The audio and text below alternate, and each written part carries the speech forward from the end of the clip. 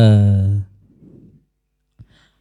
ada yang sebenarnya masih menjadi hal yang tabu lah bagi saya pribadi mengenai beberapa bagian tadi yang disebutkan oleh pemantik. Yang pertama yaitu oral, yang kedua apa namanya? Anal, dan ketiga itu falik. Di mana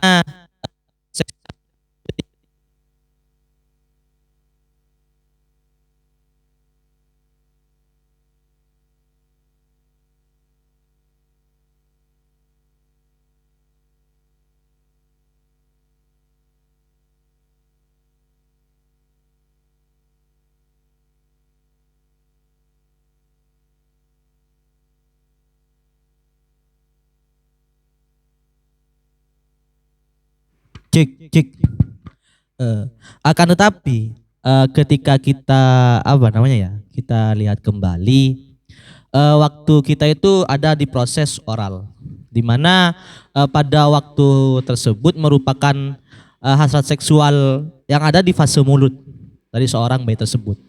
Jadi kebutuhan-kebutuhan mengenai seksual itu memang berpusat ada di mulut dari bayi tersebut. Nah, yang kedua yaitu proses anal, di mana yaitu pemusatan dari seksualitas itu ada di anus kan ya, ada di zubur dan kuburnya. Nah, di sini yang saya bingung, kenapa dua hal ini menjadi kunci dari genikal tadi, di hal yang genikal tadi merepresentasikan genikal tadi. Di sini saya memiliki pandangan hal dua ini sebenarnya tidak terlalu berpengaruh penting untuk keadaan seksualitas dari anak tersebut. Karena saya menempatkan di sini titik penting dari keadaan seksualitas atau apa namanya tadi? Ya, kebutuhan seksualitas itu tadi ada di urutan yang ketiga, yaitu falik. Karena pada proses umur 3 tahun sampai 6 tahun ini merupakan masa ideal kognitif bagi seorang anak tadi. Cuma tadi kan sama pemateri juga disebutkan bahwa pada masa ketiga atau falik ini masa ideal bagi seorang anak tersebut untuk mendapatkan informasi, mendapatkan pengetahuan, tak cengil kan, kan gitu. Nah, kalau saya sih melihatnya proses genikal ini memang bibitnya itu memang dari yang ketiga ini. Karena ketika kita mengingat kembali, kita itu tidak mungkin ingat masa ketika kita itu awal pertama menyusui. Pas kita menyusui tidak akan ingat. Yang pertama. Terus yang kedua, kita itu proses awal kita itu belajar untuk BAB, buang air kecil, itu tidak ingat. Cuman kita pada fase ketiga ini dilengkapi fase ideal kognitif ini, dilengkapi dengan ini. Maka saya menyimpulkan bahwa memang fase ketiga ini merupakan bibit dari munculnya genikal atau ginikal pada masa 12 tahun atau seterusnya. Jadi ketika memang kita dari masa falik ini sudah kebutuhan seksualitas kita itu sudah terpenuhi, sudah memiliki pengetahuan yang cukup. Jadi menurut saya kita itu bisa merepresentasikannya di umur 12 tahun dan seterusnya. Jadi kalau saya sih melihatnya konsep yang dibangun tentang oral dan anal ini merupakan hanya hyperseksual dari seorang Sigmund Freud tadi.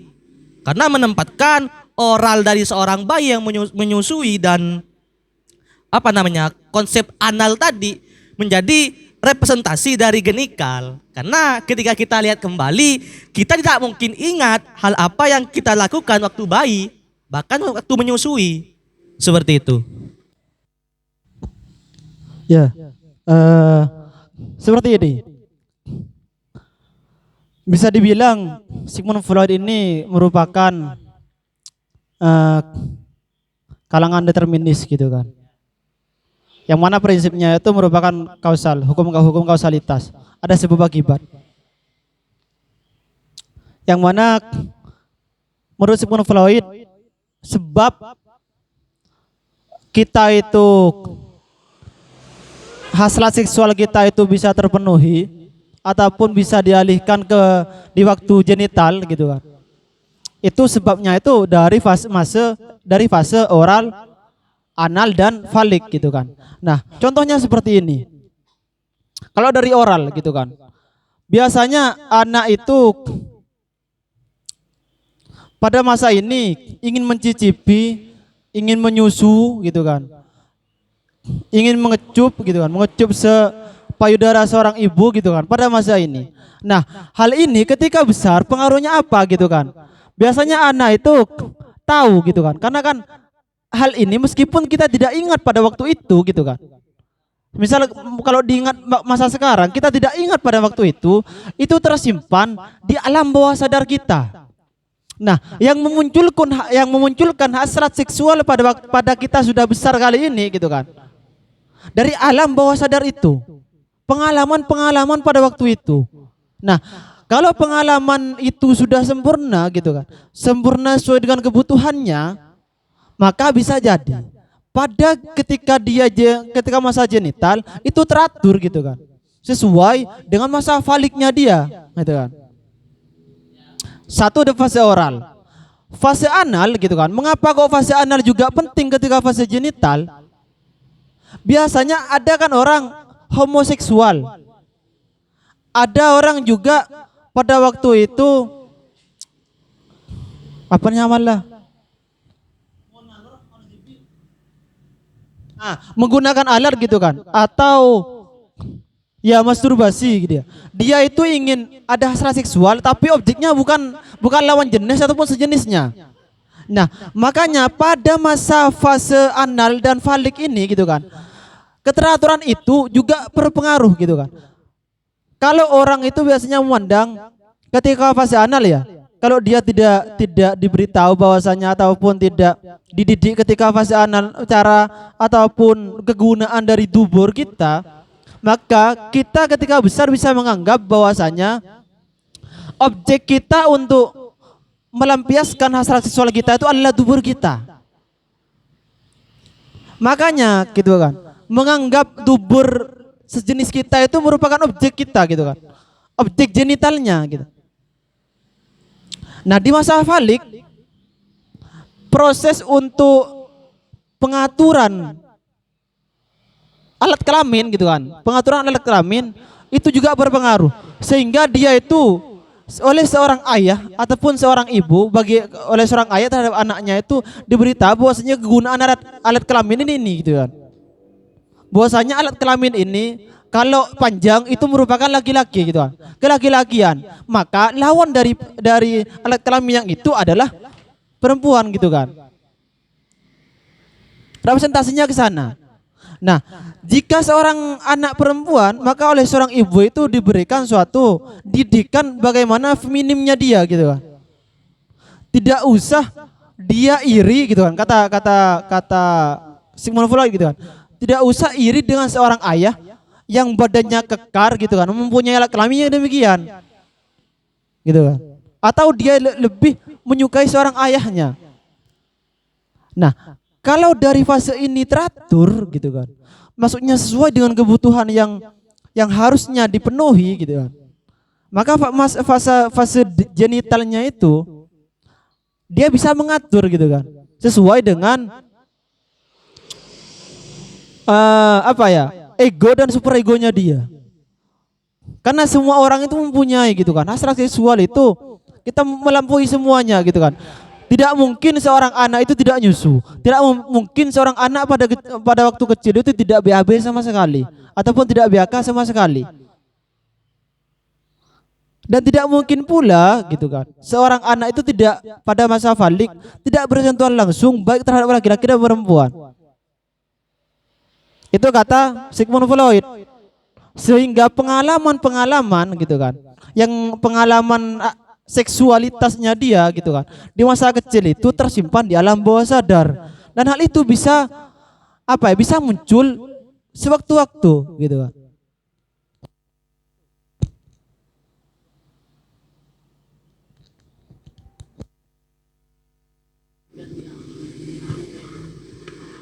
Saya ingin bertanya, jika misalnya tiga tahapan tadi menjadi penentu bagaimana perkembangan anak ketika ia dewasa, yang ingin saya tanyakan adalah apakah beberapa kelainan yang terjadi berkaitan dengan hasrat seksual itu juga dikaitkan dengan tiga hal tadi? Misalkan banyak sekali ya, misalnya hyperseksual atau ya misalnya setiap orang kan punya fetis katanya ya, fetis atau sesuatu yang merangsang ke seksual gitu ya. Apakah itu juga berkaitan dengan tiga aspek tadi? Iyalah kayak gitu ya. Apakah itu berkaitan dengan tiga tadi atau adanya kegagalan dalam tiga aspek tadi? Apakah semuanya dipahami seperti itu? Terus juga yang kedua, bagaimana jika seorang anak itu tidak menggunakan ASI tapi menggunakan susu buatan, misalnya susu sapi, susu dan lain sebagainya, itu kan ada kan. Kalau sekarang kan sekarang kan zamannya kadang-kadang kalau wanita karir dia males menyusui sehingga dia menggunakan produk-produk maksudnya yang tidak alami lah gitu. Itu bagaimana? Itu dan juga misalkan itu anak perempuan pada masa oral dia kurang tercukupi, bagaimana ia akan berdampak ketika ia dewasa gitu. Itu ya, itu dari saya. Terima kasih.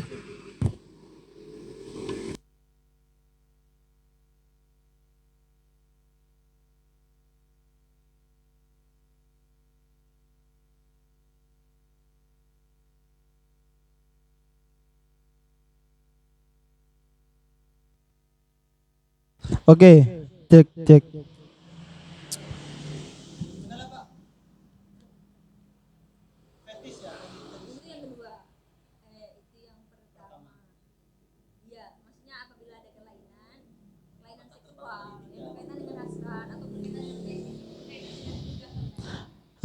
Ini yang memang apa ya? Merupakan pertanyaan Mbak Winda ini sekaligus menjawab pertanyaannya sendiri. Pertanyaan yang kedua menjawab pertanyaan yang pertama. Contohnya gini, Pak. Gitu. Karena dia itu tidak mempunyai pengalaman secara langsung terhadap dia gitu kan, sehingga tidak tersimpan di alam bawah sadarnya dia gitu kan. Iya, semisal dia tidak mengalami mencicipi payudara seorang ibu untuk menyusu gitu kan, yakni dialihkan terhadap apa namanya ya, susu kalengan itu, bukan susu kalengan, pakai dot gitu kan. Iya kan berbeda. Iya, makanya berbeda, Mbak, gitu kan. Nah, hal itu bisa jadi ketika dia besar gitu kan, untuk memuaskan hasrat nafsunya itu dia bisa lampiaskan ke sana. Tanpa dia itu objeknya, tanpa dia manusia gitu kan. Ngerti, Mbak? Maksudnya gini. Karena dia kan kata Sigmund Freud ini kan, saya tekankan kembali, munculnya hasrat seksual ini karena ada pengalaman waktu dia kecil gitu kan. Pengalaman secara langsung, kontak langsung. Contohnya di fase oral gitu kan. Fasenya mulut, kebutuhannya mulut, bahwasanya ingin mencicipi, ingin nyusu gitu kan. Ingin baik itu pakai tangan, kadang kan anak kecil itu kan kadang mencicipi tangannya gini gitu kan.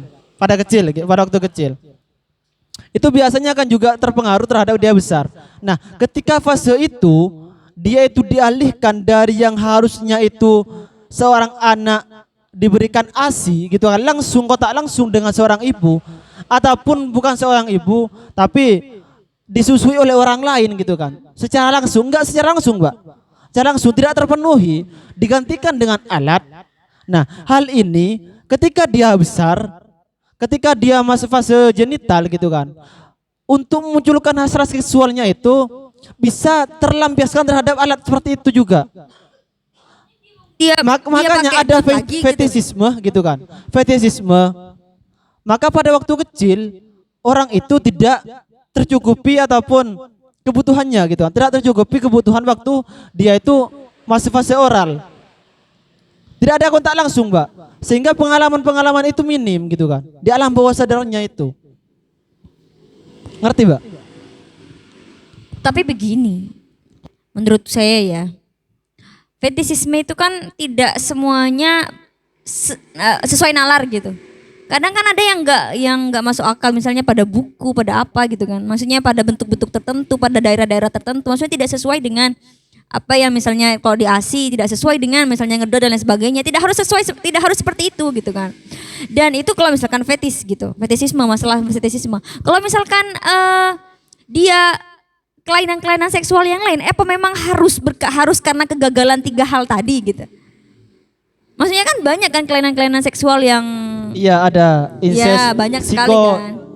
psikopatologis. Iyalah, apakah itu berkaitan dengan 3 hal tadi? Apakah harus berkaitan dengan 3 hal tadi atau ada faktor lain yang mempengaruhi gitu? Ini kan menurut Sigmund Freud ada 3 kan, ada incest, ada fetisisme, ada homoseksual. Ada homoseksual. Kalau incest itu kan fetis itu kan fetisisme kan sudah.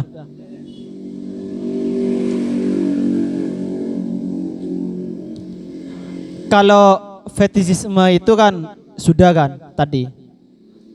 Pembahasannya kan sudah, bahwasanya terkait dengan hal-hal yang bisa dikendalikan dengan alat gitu kan. Bahwasanya tidak terpuaskan oleh seorang ibu gitu kan.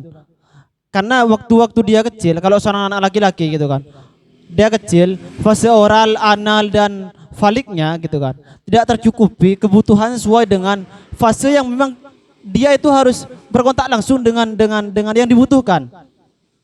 Sehingga memunculkan tersimpan di alam bawah sadar kita. Itu Mbak, kalau fetisisme. Nah, kalau incest gitu kan, incest itu kan merupakan suatu pernikahan ataupun hubungan terhadap anak kandung atau saudara-saudara kita gitu kan, yang lain-lain jenis gitu kan. Nah, hal ini terjadi juga sama gitu kan, seorang ibu ataupun seorang ayah, kalau anak laki-laki itu kan kepada seorang ibu. Ini kalau seorang anak perempuan itu terhadap seorang ayah. Terhadap seorang ayah. Maksudnya hubungan hubungan erotisnya itu ingin bercintanya dengan seorang ayah, gitu kan. Kalau anak perempuan. Nah, pada masa itu kalau incest gitu kan. Hal ini bisa jadi karena misal kadang seorang ibu kan ada yang galak gitu kan, ataupun dia ketika nyusui gitu kan, bahasanya itu apa ya, intinya anak itu tidak tercukupi dengan air susu yang ataupun kontak langsung dengan seorang ibunya itu gitu kan. Kadang ada kan ibu yang acuh tak acuh terhadap anaknya untuk nyusui gitu kan, sehingga itu memunculkan naluri seksual anak itu dilampiaskan terhadap saudara kandung. Paham, Mbak?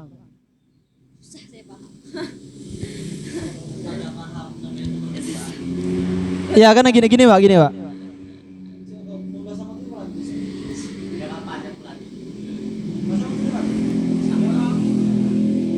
Misal gini Mbak, Pak ya. Biasan kan mun anak royo. Biasa mun anak ki kene nyusoy gitu kan, isosoy. Biasa kan beda. Biasan beda kina kana tak cukup sosoen gitu kan. Maksudnya waktu nyusunya dia tidak di apa ya? Dimaksimalkan oleh seorang ibu. Dalam melampiaskan ke saudara tadi kayak gimana tuh maksudnya? Kan fetisisme tadi kan juga. Nah, ini sama juga Mbak, untuk homoseksual juga sama nanti gitu kan. Karena fase ini juga berpengaruh terhadap alat-alat untuk itu gitu kan. Nah, saya mulai dari fase oral gitu kan. Kalau tidak sesuai, itu bisa dilampiaskan terhadap hal-hal oleh seorang ibu itu kan pakai dot gitu kan, lain sebagainya. Sehingga kan dia tidak puas, hasrat seksualnya setelah kontak langsungnya itu tidak puas ataupun tidak sesuai dengan kebutuhannya, maka dilampiaskan terhadap hal itu juga bisa terlampiaskan hasrat seksualnya gitu kan. Bisa terpuaskan gitu kan. Kesenangannya hanya ke sana gitu kan. Tidak, kesenangannya itu bukan lantas terhadap seorang perempuan yang mempunyai payudara, yang mempunyai alat kelamin ini gitu kan. Bukan. Gitu. Paham? Itu fetisisme. Nah, kalau yang anak kandung atau incest gitu kan, hubungan seksual terhadap saudara kandung gitu kan. Kalau anak laki-laki terhadap anak perempuan, terhadap saudara perempuannya gitu kan, adiknya gitu kan. Atau anak perempuan terhadap kakaknya, kakak laki-lakinya. Nah hal itu sebagai ganti, ini biasanya difalik gitu kan. Sebagai ganti representasi cintanya dari seorang ibu dialihkan seorang anak. Contohnya gimana? Pada masa falik gitu kan, pengendalian alat kelamin dan penentuan diri bahwasanya dia itu adalah feminim dan maskulin itu ditentukan masa falik juga.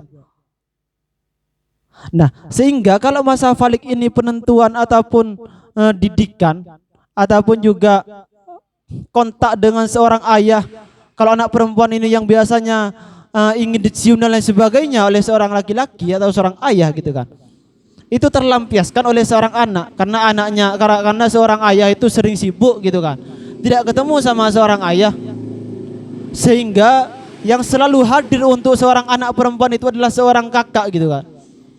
Itu bisa terjadi kontak terhadap seorang kakak itu gitu kan, sehingga memunculkan hasrat seksual terhadap seorang kakak laki-laki itu, bukan kepada seorang ayah.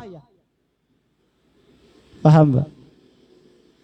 Oedipus kompleks. Ini itu elektra kompleks. Baru ketika seorang anak perempuan, seorang anak laki-laki gitu kan, pas pada masa falik juga penentuan alat kelamin bahwasanya dia laki-laki gitu kan, dan cemburu terhadap ayahnya yang harusnya romantis dengan ibunya gitu kan, dan didikannya itu merupakan suatu bentuk representasi, maka dia dilampiaskan terhadap seorang adik perempuannya itu gitu kan. Hasrat seksualnya itu bisa terlampiaskan terhadap anak perempuannya tersebut, karena seorang ibu sudah tidak bisa melayani itu gitu. Maksudnya tidak mau kan, biasanya kalau masa falik anak laki-laki itu ingin selalu tidur dengan ibunya gitu kan. Hal-hal yang apa dilakukan biasanya ikut dengan ibu gitu kan. Ingin mandi dengan ibu juga gitu kan, dengan seorang ibu gitu kan. Karena mungkin seorang ibu itu pada waktu dia falik, entah itu acuh gitu kan terhadap anak, entah itu karena kesibukannya dia, sehingga tidak terlampiaskan. Dia tuh mandi dengan seorang adiknya, anak beradik perempuannya, atau seorang mbaknya gitu kan, seorang saudara perempuannya gitu kan, sehingga hasrat seksual yang muncul ketika besar ya hanya terhadap saudara kandung gitu kan, bagi lawan jenis ataupun lawan jenis itu, Mbak. Paham, Mbak? Homoseksual kan tadi sudah kayak Akbar itu kan. Yang terakhir tadi soal perempuan, juga anak perempuan tadi kan nggak usah kan, kita kan sudah ditanya tentang yang juga anak perempuan tidak tercukupi pada masa oral, apa akibatnya ketika dia masih genital? Oke.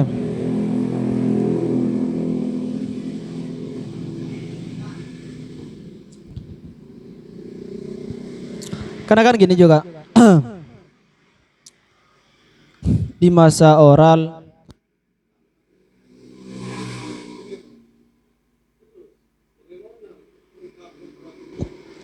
ketika anak perempuan itu tidak tercukupi masa oralnya. Karena kan gini, Pak, hasrat seksual itu juga sebetulnya sama sih gitu kan. Cara-cara seksualitas seorang laki-laki dan perempuan itu ataupun hubungan erotisnya seorang laki-laki dan perempuan itu sebetulnya sama. Saya kasih contoh gitu kan. Kayak laki-laki menginginkan payudara seorang perempuan, dan perempuan sekalipun menginginkan dada kekekalan dada seorang laki-laki. Itu hasrat seksual juga. Enggak, gitu kan. Ini serius gitu kan. Iya, karena itu, Mbak, faktor ini juga, faktor oral itu. Itu bukan ke yang falik kah? Bukan ke yang falik. Kalau falik itu kan lebih kepada alat kelamin. Bahwasanya perempuan itu kan iri gitu kan terhadap ayahnya yang mempunyai, mohon maaf gitu kan, mempunyai alat kelamin yang panjang gitu kan, dibanding dirinya yang demikian gitu kan. Seorang ayah itu mempunyai tubuh yang kekar gitu kan, sehingga dia itu ingin tidur dengan dan ingin bercumbulah gitu kan dengan seorang ayah itu gitu.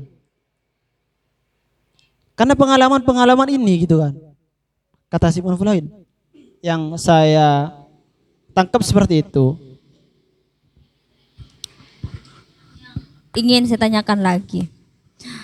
Saya kok tidak setuju kalau pelampiasannya itu hanya karena melihat roti sobek dan lain sebagainya gitu kan ya. Terus juga saya tanya, ini maksudnya kadang kan hasrat seksual itu berbeda ketika dengan orang tua, tentu dengan lawan jenis gitu. Nah di sini masa Freud gak ngasih batasan-batasan, misalnya kalau tadi katanya pemantik kan ada bercumbu dan lain sebagainya dengan orang tua dan lain sebagainya, itu kan kalau kita kaitkan sekarang itu hal yang tidak normal gitu, ini kelainan seksual gitu. Kenapa? Karena tidak seharusnya gitu kan ya, kalau kita menggunakan prinsipnya superego ini tidak seharusnya gitu kan, seharusnya pelampiasannya ke lawan jenis dan lain sebagainya yang normal lah, yang lumrah gitu. Apa memang nggak ada batasan hasrat yang misalnya hasrat ingin dilindungi saja, betul, bukan ke hasrat seksual gitu. Itu gimana? Lah makanya Mbak, ketika masa falik itu merupakan apa ya, penentu gitu kan. Penentu juga. Karena pada masa falik ini masa terakhir, seorang anak itu kontak langsung dengan objek seksual. Kontak langsung dengan objek seksual kita gitu kan. Nah, makanya ketika bukan tidak boleh, Pak. Itu hanya penanaman Pak. Penanaman suatu naluri terhadap alam bawah sadar kita. Karena kalau kita tidak mempunyai pengalaman apa ya, secara langsung, itu di alam bawah sadar tidak tersimpan gitu kan. Makanya hasratnya itu berubah gitu kan. Tidak sesuai dengan fase ini. Ada kelainan memang gitu kan. Dan itu psikopatologis itu gitu kan. Akibatnya di sana ada incest, fetisisme dan homoseksual gitu kan. Nah, di masa umur 3 sampai 6 tahun ini gitu kan. Masa gencar-gencarnya biasanya anak itu kan saya bilang tadi gitu kan. Biasanya anak diajarin etika gitu kan. Bahwasanya terhadap ibu harus seperti apa gitu kan. Terhadap seorang ayah itu harusnya seperti apa. Biasanya kalau di modul itu kan bahasa modul halus gitu kan. Dan lain sebagainya. Atau juga bisa penanaman sifat gitu kan. Kalau laki-laki, penanaman seorang laki-laki itu representasinya seperti apa gitu kan. Kegunaan alat kelamin laki-laki itu harusnya diarahkan kemana. Itu di masa falik gitu kan. Tadi itu keinginan seorang anak biasanya kalau masa falik, kalau anak laki-laki itu biasanya ingin tidur barengan dengan ibu gitu kan. Mandi pun ingin mandi dengan ibu gitu kan. Masih kecil itu kan. Coba lihat aja gitu kan di rumah, di daerah-daerah kita gitu kan. Biasanya anak kecil berumur 3 sampai 5 itu kalau dibawa oleh seorang laki-laki biasanya ya seorang laki-laki pun terhadap anak kecil biasanya enggak apa ya, biasanya ya mau cubit pipinya lah, mau inilah gitu kan. Pun demikian sebaliknya. Tuh genteng gitu kan. Anak sapri topi siom gitu kan. Mini-mini biasanya kan gitu kan. Biasanya sih demikian.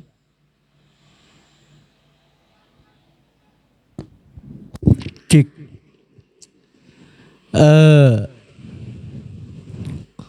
Berbicara ego, superego itu kan adalah struktur kepribadian manusia versi Freud ya.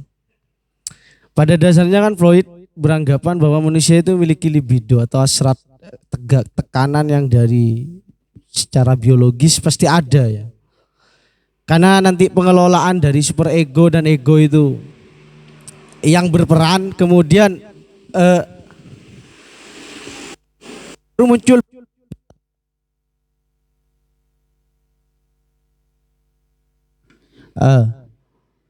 tadi kan pertanyaannya Mbak Winda batasan-batasan ya kayak gitu. Sebenarnya batasan kan dia apa, produk dari suatu superego kan kayak gitu. Sehingga ada batasan. Kan prinsip dasar dari Freud bahwa Tapi ego juga sama-sama berpengaruh. yaitu nanti kepada tindakan kan kayak gitu. Iya, untuk Tapi mencoba tindakannya kan. karena batasan itu, karena yang saya pahami dari pembicaraan Mbak Winda adalah bersifat moralis, maka saya jawabkan itu adalah pola superego kan kayak gitu. Cuma pada dasarnya kan manusia miliki hasrat seks pada siapapun kan kayak gitu. Bukan hanya kepada lawan jenis maupun kepada binatang pun punya kan. Karena produk hasil pendidikan maka itu dianggap suatu penyimpangan seksual kan kayak gitu. Eh, Sebenarnya yang menarik yang ingin saya tanya pada bagaimana Freud menyikapi ada beberapa yang seharusnya teori Freud ini harus runtuh hari ini. Yang pertama kayak gini, Freud itu abai terhadap pola dopaminnya. Logika, saya contohkan logika sederhananya kayak gini. Ketika pada struktur kepribadian fase perkembangan, tadi ada pertanyaan bagaimana seorang perempuan ketika fase aralnya kurang sempurna itu. Gampang, biasanya masa remajanya itu kan ngemil kan, suka ngemil, suka apa kan kayak gitu. Atau kalau laki-laki karena fase oralnya tidak sempurna nanti remajanya bisa perokok. Iya kan? Kan iya karena agak puas terhadap apa yang seharusnya oralnya itu dipuaskan. Tapi Freud di sini abai terhadap bagaimana sesuatu yang dikerjakan oleh seorang anak itu menyentuh pada dopamin kan kayak gitu. Ya dopamin itu kan ada sel saraf yang kemudian itu justru membuat semuanya adalah bukan masalah tidak puas atau puas, karena justru ada ketertarikan yang lebih dahsyat. Contoh, saya merokok. Ini basis of experience ya, bukan pendapat saya tapi basis experience. Saya berhenti menyusu itu kelas 4 SD. Bayangkan. Iya serius. Saya berhenti menyusu itu kelas 4 SD. Nah, dampak dari saya perokok berat itu bukan karena saya tidak puas apabila mengacu pada fase perkembangan masa oral. Akan tetapi ada dopamin ketika saya sekian panjangnya menyusu sehingga seakan-akan fase oral saya itu terasa nikmat gitu. Nah untuk pelampiasannya pada masa remaja ini experience based ya, berbasiskan pengalaman, bukan pendapat saya enggak, ini pengalaman saya pribadi. Sampai hari ini mungkin saya berpikir saya merokok itu karena saya terlalu lama pada fase oral ini. Sehingga ada dorongan yang lebih dahsyat untuk saya melakukan seperti itu terus. Itu yang pertama. Yang kedua, kemudian ini berbicara juga peran experience tadi, peran pengalaman jika penentuan kepribadian seseorang terhadap libido atau hasrat itu harus kontak langsung. Itu bagi saya juga apa ya, nihil ya, seharusnya runtuh. Karena begini, tidak semua orang ingin melakukan seks, punya hasrat seks itu karena berkontak langsung, bisa karena fantasi seks. Orang melakukan suami istri melakukan gaya di dalam hubungan intim itu tanpa kontak langsung sebelumnya, iya kan? Karena ada fantasi yang kemudian sehingga memunculkan doggy style atau 69 dan sebagainya ya. Itu kan apa? Belum ada pengalaman sebelumnya. Mohon maaf. Belum ada pengalaman sama sekali terkadang. Tapi ketika itu muncul dari insting atau fantasi yang diberikan. Nah, bagaimana konsep Freud bahwa libido atau seks apa namanya ya? Tindakan seks seseorang itu pasti dipengaruhi oleh kontak langsung atau experience yang pernah dia lalui. Itu banyak contohnya bagaimana seorang suami istri itu sebelumnya tidak melakukan kontak seks. Ya. Tapi ini terkait dalam ranah ranjang gaya. Seperti doggy style atau 69 dan sebagainya. Tapi itu muncul. Enggak, ini bukan hal yang tabu. Ini muncul dari fantasi ya. Nah, yang ketiga, ini sebenarnya banyak keruntuhan dari konsep Freud. Freud ini kan terlalu menganggap bahwa perempuan itu adalah makhluk yang paling lemah. Bahkan salah satu faktor kelemahannya karena dia insecure karena tidak memiliki penis yang panjang. Kan kayak gitu. Karena tidak memiliki penis yang timbul. Nah, bagaimana kenapa Freud berhenti di suatu fisiologis alat kelamin saja kan? Hari ini perempuan itu sifatnya sudah menguasai di atas ranjang. Bagaimana dia selalu ingin dikatakan menang daripada laki-laki. Itu sudah banyak bagaimana itu terkait fantasi lagi nih ya, fantasi karena kayak gini. Laki-laki walaupun memiliki kelamin yang panjang justru itu menunjukkan satu kelemahannya. Kan kayak gitu. Bukan masalah pepotong. Ini masalah energi, ya, ini masalah energi hasil dari libido yang ditanamkan dalam diri seorang laki-laki.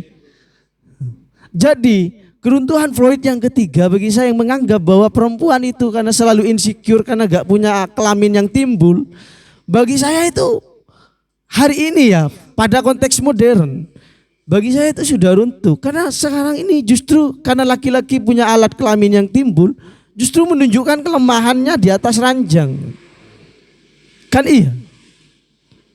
Karena perempuan juga punya senjata hari ini bagaimana terkait durasi kan kayak gitu. Mohon maaf di atas ranjang 5 menit saja sudah loyo kan kayak gitu kan. Nah, bagaimana perkembangan libido itu Freud mengembangkan suatu kejadian seperti ini, ternyata lebih dahsyat libido seorang perempuan daripada laki-laki dalam seksual kan gitu.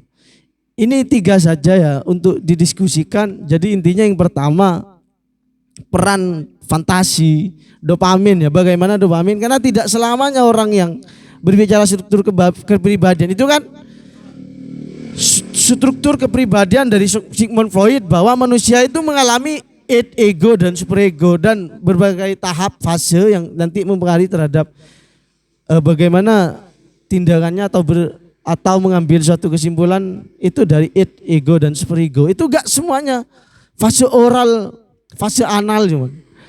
Iya kan? Terkadang seorang laki-laki, saya contoh pada seks saja, tadi kan pada rokok. Seorang anak perempuan ketika dia masih kecil kemudian suka mengelus-ngelus vaginanya, itu justru memberikan pada rangsangan yang lebih dahsyat ketika remaja, seakan-akan dia butuh akan hal suatu kesenangan pada ranah vagina, padahal sudah selesai di fase analnya. Itu pada masa kecilnya itu selesai gitu. Tapi karena dia ada dopamin yang mencur pada pola pikirnya, tahu kepada otaknya itu, sehingga untuk melakukan lagi berulang-ulang terus itu dilakukan ya, bukan karena tidak puas kan kayak gitu. Itu bagaimana Freud menanggapi itu. Dan yang kedua kata saya tadi itu apa tadi? Terkait fantasi seks ya, bahwa seseorang, libido seseorang itu harus dipengaruhi terhadap kontak langsung kan ya. Padahal tidak semua. Saya katakan tadi, gaya dalam hubungan seks orang suami istri itu kan sebelumnya tidak pernah experience, walaupun terkadang seseorang itu dia tidak pernah nonton, tidak pernah apa, tapi yang benar-benar muncul dari fantasi seks, sehingga dia mulai berimajinasi ya, berekspektasi bahwa bagaimana istri saya itu berdiri, bagaimana kalau istri saya itu jongkok, kan kayak gitu kan, tanpa kontak langsung sebelumnya. Dan kemudian yang terkait perempuan tadi ya, bahwa perempuan 3 ya. Kan yang ketiga itu kan kata Freud ya, selamanya perempuan itu akan merasa lemah daripada laki-laki karena tidak memiliki kelamin yang bukan yang panjang, yang timbul lah istrinya kayak gitu. Sehingga kelaminnya itu adanya seakan-akan tidak ada kan kayak gitu. Karena tidak seperti laki-laki. Tapi konteks modern, ketimbulan kelamin dari laki-laki itu justru menunjukkan kelemahannya. Sampai hari ini laki-laki itu kadang-kadang insecure kan kayak gitu. Loh, genital saya itu kecil kan kayak gitu ya. Takut kurang puas, kemudian panjangnya tidak, karena kalau Indonesia kan 13 cm kan. Rata-rata kan 13 sampai 15 kan kayak gitu. Bukan eksperimen. Ini penting untuk dalam suatu penelitian kan orang Indonesia itu kan memiliki alat kelamin panjang itu normal 13 cm ke atas kan kayak gitu. Itu justru ada ketimbulan kelamin itu menunjukkan insecure. Loh, punya saya hanya 10 cm, punya saya hanya 12 cm kan. Sehingga dalam rangsangan libido nanti memuaskan pada ranah falik maupun genital, itu justru laki-laki yang selalu salah di dalam berhubungan seks ya. Perceraian gara-gara laki-laki kurang memuaskan kan kayak gitu. Bagaimana kan sudah runtuh konsep Freud bahwa perempuan selama ini yang dipandang seperti akan selalu lemah karena tidak memiliki genital yang timbul. Bagaimana Anda itu menanggapi hal ini? Ini sebenarnya banyak punya Freud ini yang runtuh baik dari Oedipus kompleksnya. Itu sebenarnya banyak. Pada kenyataan fenomena terkadang kan kalau seorang anak laki-laki soal dia condong kepada ibu atau bapak itu biasanya tergantung rangsangan dari kedua orang tua. Ada anak perempuan itu lebih suka kepada ayah karena sifat ayahnya yang lebih, atau ada ayahnya yang tidak bisa bertemu dalam kehidupan sehari-hari karena karir. Ada timbul rasa ingin kangen kan kayak gitu kan. Atau dengan pada ibu juga kayak gitu. Nah itu sebenarnya banyak, cuma 3 aja yang mungkin menjadikan bahan diskusi kita. Minimal lah kita experience batch atau pengalaman ya. Pengalaman seperti saya tadi mengungkapkan pengalaman saya. Saya merokok sampai hari ini bukan karena fase oral saya tidak puas. Akan tetapi karena ada kenikmatan di dalam oral saya berhenti menyusu. Enggak, terus terus. Saya berhenti menyusu itu kelas 4 SD. Kalau enggak percaya silakan tanya pada saudara-saudara. Walaupun saya itu sejak kecil disusui seorang nenek kan kayak gitu. Nah itu apa menjadi pertimbangan juga ketika saya disusui seorang nenek kan. Sampai hari ini mas, oral saya itu saya selalu mencari pelampiasan oral gitu. Gara-gara saya terlalu nikmat pada masa oral, bukan tidak puas, bukan tidak selesai dengan fase oral saya. Nah, tapi ada dopamin ya, kecanduan ya, ada dopamin yang kemudian kata saya tadi menyentuh pada saya ketika loh saya kok terlalu nikmat di masa oral sehingga masa genital saya abai gitu. Saya males berbicara seks, berbicara menikah itu kan saya males gitu karena polanya punya seks, karena lebih oral itu lebih menyenangkan pada diri saya. Itu bagaimana Freud berbicara libido yang ada pada suatu kasus seperti ini. Cek. Ya. Oke, saya akan mulai dari permasalahan yang pertama ya. Terkait dengan dopamin gitu kan. Penekanan Freud terhadap masa oral bahwasanya, saya ulang kembali kali yang baru datang gitu kan. Masa oral merupakan masa pertama yang mana itu berkisar dari sejak dia lahir sampai 1,5 tahun gitu kan. Yakni kebutuhan ataupun hal yang harus diberikan seorang ibu terhadap anaknya itu adalah itu fase di mana mulut merupakan hal yang titik sentral dari masa oral gitu kan. Namun ada permasalahan ada contoh kasus gitu kan. Dan ini kenyataan bahwasanya pengalaman dari Mas Ang itu kan tadi dia itu bahkan lebih dari masa oral gitu kan. Sehingga bisa dianggap dia itu kelebihan gitu kan. Kecanduan. Sehingga pelampiasan dari kecanduan itu dia merokok. Perlu diingat gitu kan. Perlu diingat. Saya ulang kembali. Dalam struktur kepribadian ada id, ada ego dan ada superego. Untuk menentukan tindakan Mas Aang itu untuk merokok gitu kan. Di sana ada pertimbangan ego. Ada pertimbangan ego karena libido ini ya hasrat seksual ataupun energi seksual atau naluri seksual yang munculnya dari alam bawah sadar yang itu memang sumber-sumber dari pengalaman kontak fisik dari kita gitu kan. Ada di id gitu. Di ego itu masih dikelola gitu kan. Disesuaikan dengan pengalaman apakah hal ini pernah dialami kita atau tidak. Di ego. Kalau super ego itu prinsipnya moralis gitu kan. Biasanya tuntutan biasa dengan agama, ilmu pengetahuan dan lain sebagainya. Nah, di ego gitu kan. Ini prinsipnya realitas gitu kan. Hal ini waktu kita kecil pernah mengalaminya enggak gitu kan? Yang pasti kalau ada hasrat seksual waktu kecil itu pernah mengalami. Nah, pelampiasan terhadap rokok gitu kan. Pelampiasan masa oral terhadap rokok.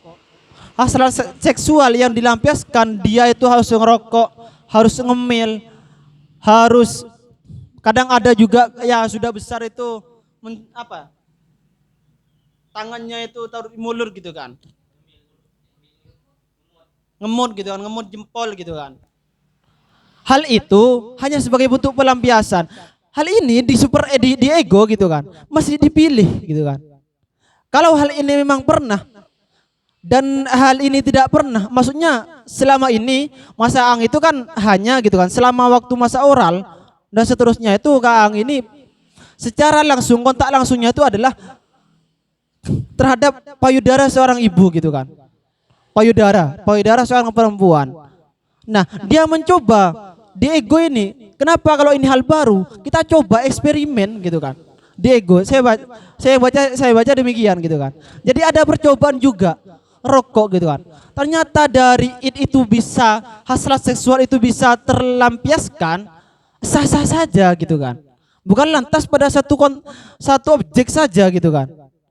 Bukan hanya satu objek. Hal itu hanya sebagai titik tekannya itu enggak usah. Titik tekannya kayak gini.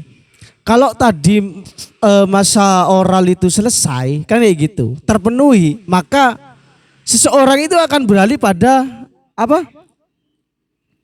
Fase apa namanya tadi? Anal, failing kan kayak gitu. Nah, nanti ketika suatu perkembangan kepribadian itu tidak lagi membutuhkan hal itu gitu.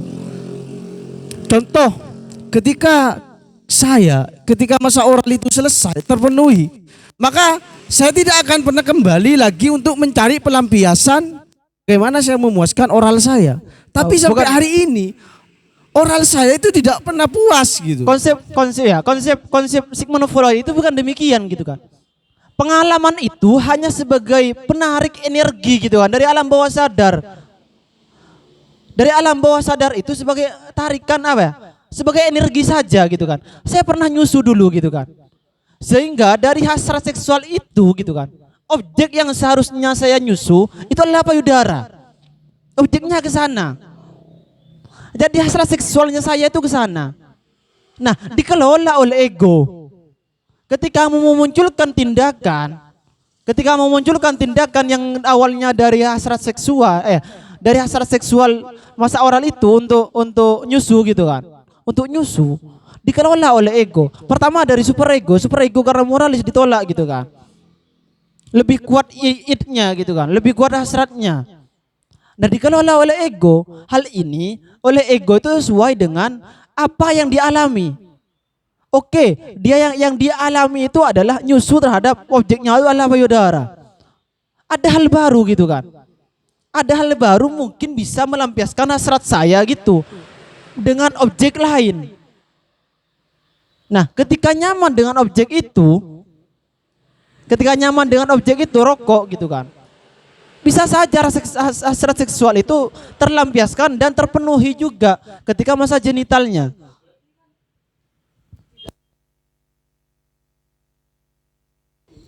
Fase yang lain juga enggak Kak gitu kan. Fase anal.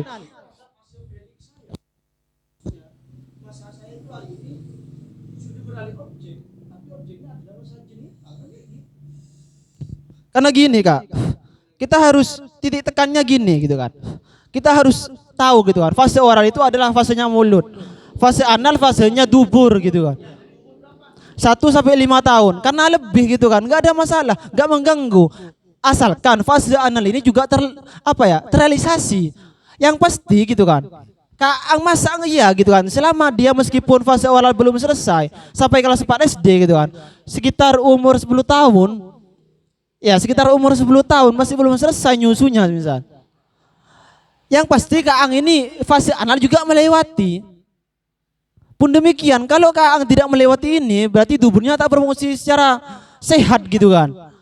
Iya kan, kalau semisal tidak melewati, yang pasti dilewati gitu kan, fase anal. Sehingga ya Fase Enggak, anal maksud berbeda. saya itu terkait libido ya, hasrat ya. Kenapa hasrat itu sampai hari ini kok masih muncul-muncul saja kayak gitu?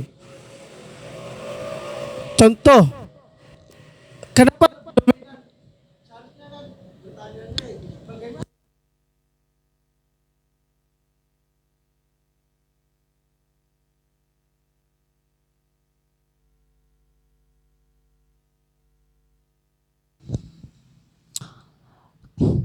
Kenapa kok fase oral kan titikannya itu kok masih muncul gitu kan?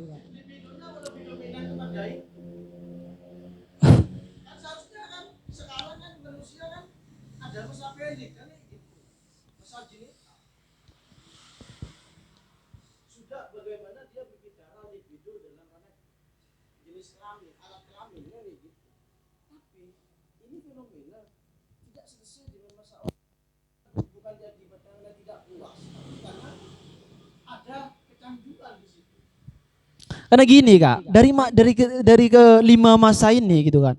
Genital ini kan bukan masuk ke masa, tapi ya masa-masa keberlanjutan, ya fase apa ya? Iya, sesuai representasi dari empat fase ini merupakan dari fase genital itu gitu kan. Representasinya ke sana. Nah, kenapa kok yang muncul hanya fase oral gitu kan? Sebetulnya dari fase yang lain juga muncul di alam bawah sadar, di alam bawah sadar setiap manusia gitu kan. Itu muncul semua. Ada gitu kan. Tapi masalah mau itu mau apa ya? Dijadikan tindakan ataupun tidak sesuai dengan rangsangan-rangsangan itu kak. Sesuai dengan rangsangan hasrat gitu kan. Karena hasrat komponennya ada 4. Ada sumber. Ya. Saya tulis di sini. Hasrat itu ada 4, ada sumber, ada tujuan, ada objek, ada impetus. Nah, dari sumber gitu kan. Kalau semisal itu sumbernya berasal dari fase oral, dia harus fasenya itu mulut gitu kan. Maka untuk mengurangi tujuannya, yaitu untuk mengurangi rangsangan dari sumber itu, membutuhkan objek. Nah, di objek ini diproses oleh ego. Ketika ini lebih besar dari ego,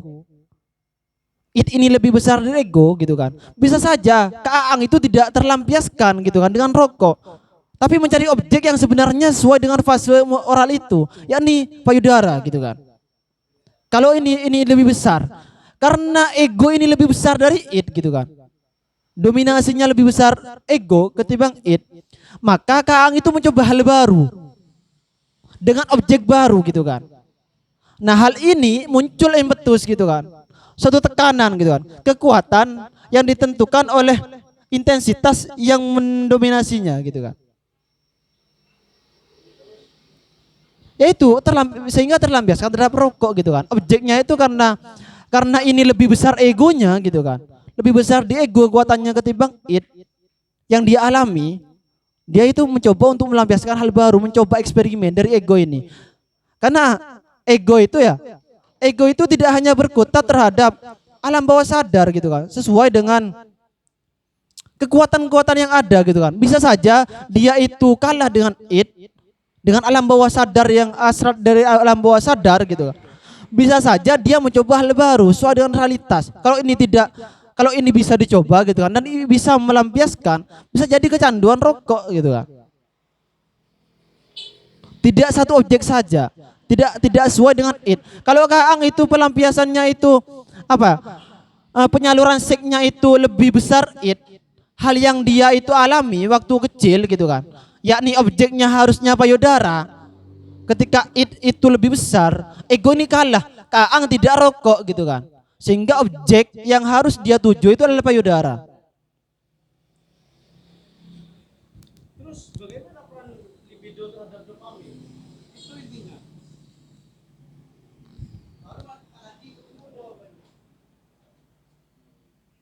Ya itu ada di ego gitu kan. Karena ego juga berpengaruh gitu kan. Bukan hanya tapi sebagian besar. Karena kalau ego ini masuk terhadap alam bawah sadar, bisa masuk terhadap prasadar, bisa masuk terhadap alam sadar. Ini ego.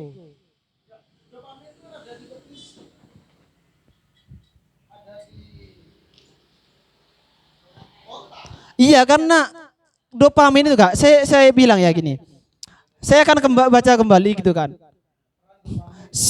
Psikose ya, struktur kepribadian ada 3. Ada id, ada superego, ada ego.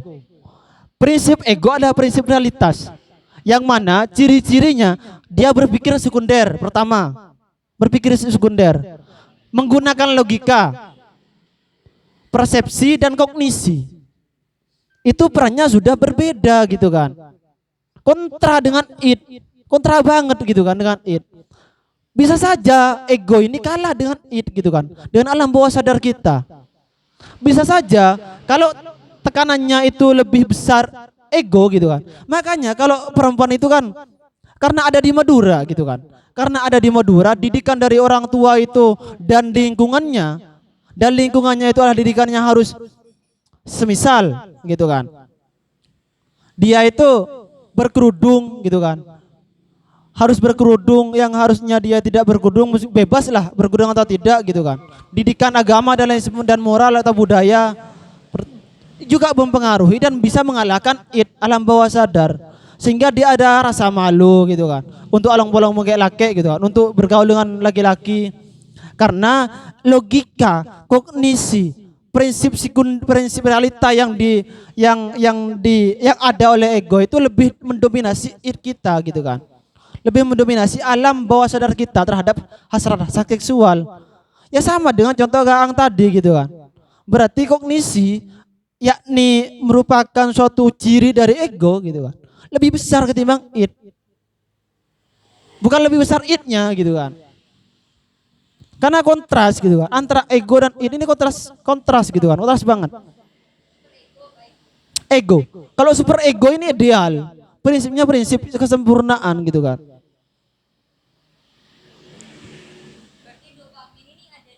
Ada di ego, kognisi. Bukan.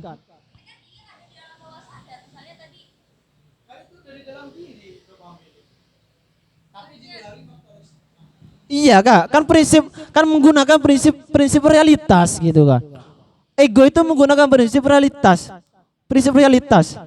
Baik itu sudah dialaminya ataupun tidak. Apa? Dari alam bawah sadar ini hanya sebagai dorongan saja gitu kan. Alam bawah sadar sebagai dorongan gitu kan. Hasrat seksual ini kan dorongan. Hanya dorongan, kan saya bilang tadi. Ada dorongan, prosesnya gini. Saya tulis kembali ya. Dorongan. Ada juga insting. Dari dorongan muncul insting. Dorongan ini muncul dari insting.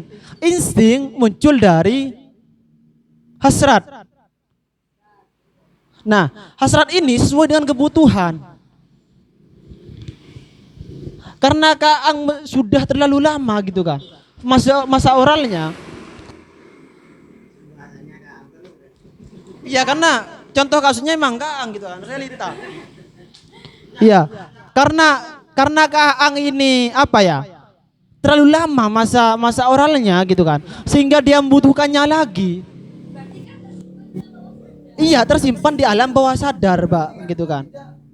Yang harusnya yang tersimpan di alam bawah sadar objeknya kan payudara, Pak. Objeknya payudara.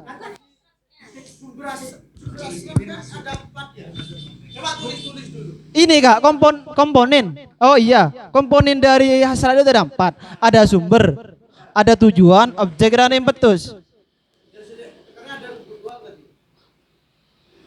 Itu beda lagi Kak gitu kan, proses untuk penyaluran menjadi tindakan itu Kak. Kan gini, hasrat gitu kan ya. Karena ini titik tekannya hasrat.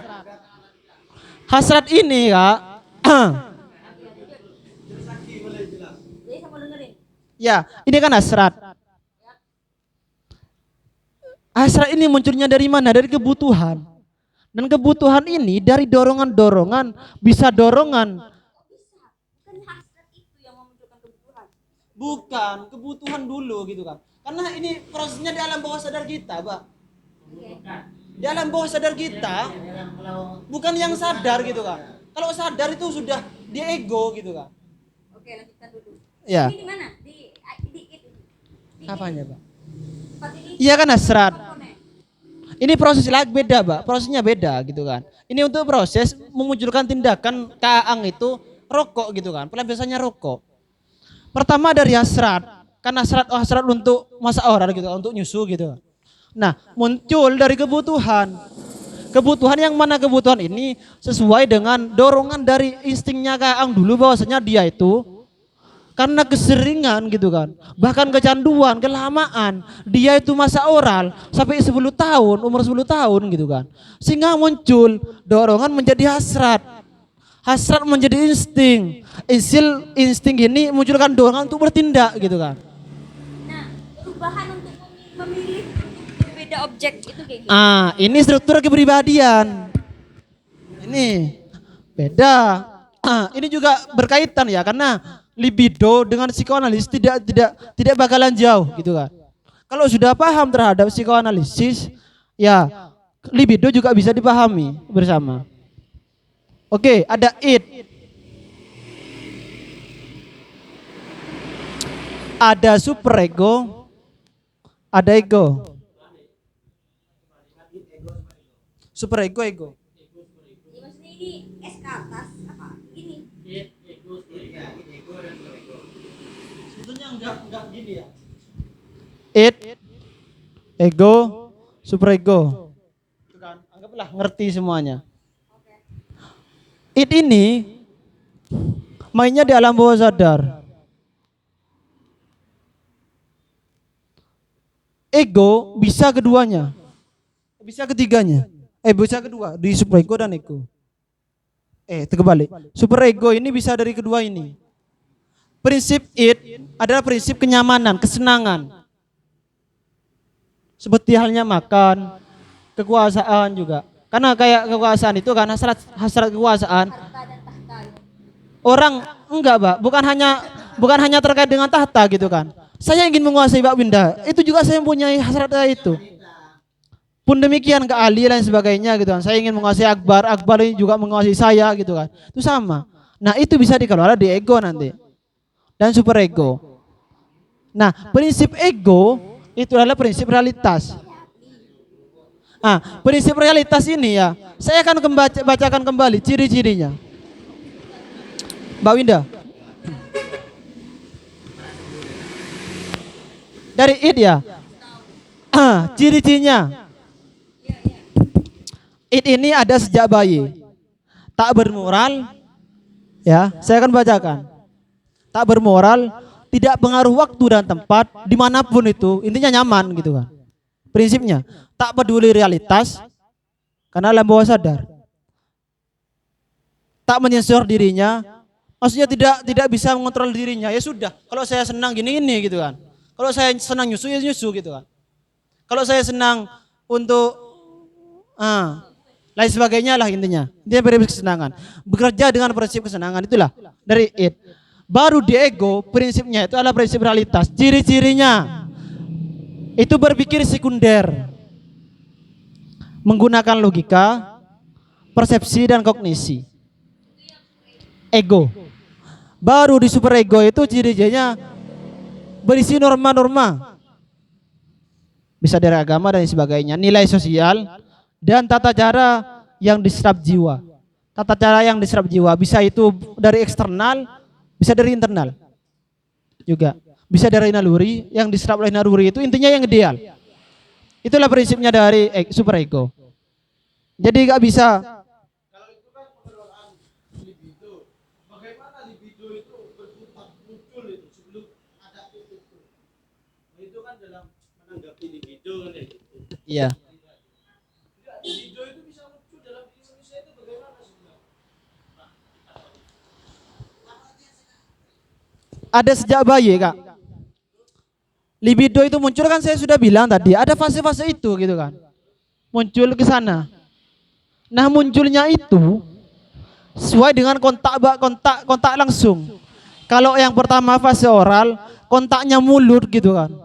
Fase anal kontaknya dubur. Fase falik itu kontaknya dengan alat kelamin gitu kan, pengendalian kelamin, alat kelamin. Tadi yang disinggung di poin ketiga yang sampai tanyakan bahwasanya kenapa kalau seorang perempuan itu insecure gitu kan, karena alat kelamin yang demikian. Nah hal itu bisa jadi ketika masa falik itu keteraturan dan pendidikan terhadap seorang anak itu tidak selesai, gitu kan. Dia itu tidak gini kak. Iya.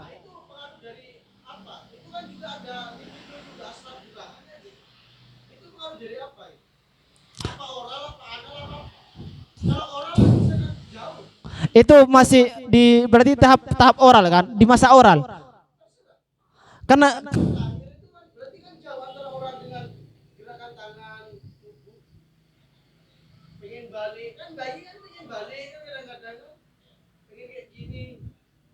karena gini kak, lebih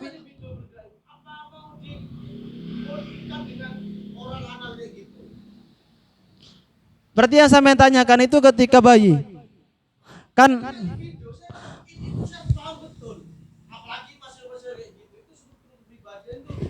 Sudah biasa. Karena libido itu kan munculnya gini kak, ada di alam bawah sadar kita, munculnya alam di bawah sadar kita. Penanaman itu gitu kan, ada sejak dia lahir.